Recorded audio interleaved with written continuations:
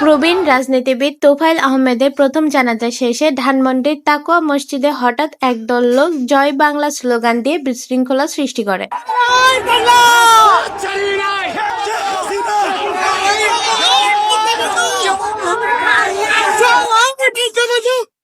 এই ঘটনায় অপ্রীতিকর পরিস্থিতি এড়াতে পুলিশ তাৎক্ষণিকভাবে লাঠিচার্জ করে এবং অন্তত 7 থেকে 15 জন স্লোগানদাতাকে আটক করে। গতকাল সন্ধ্যায় রাজধানীর ধানমন্ডির তাকওয়া মসজিদে এ ঘটনা ঘটে। বর্ষিয়ান নেতা তোফায়েল আহমেদের মরদেহবাহী গাড়ি জানাজা শেষে চলে যাওয়ার সময় উপস্থিত কিছু লোক হঠাৎ সরকার বিরোধী ও নিষিদ্ধ ঘোষিত দলের স্লোগান দিতে শুরু করে। পরিস্থিতি নিয়ন্ত্রণে আনতে পুলিশ দ্রুত পদক্ষেপ নেয় এবং বিশৃঙ্খলার অভিযোগে বেশ কয়েকজনকে আটক করে থানায় নিয়ে যায়। এ বিষয়ে ঢাকা মেট্রোপলিটন পুলিশের ডিএমপি রমনা জোনের অতিরিক্ত উপকমিশনার এডিসি গণমাধ্যমকে জানান, বিশৃঙ্খলা সৃষ্টিকারীদের রাজনৈতিক পরিচয় যাচাই বাছাই করা হচ্ছে।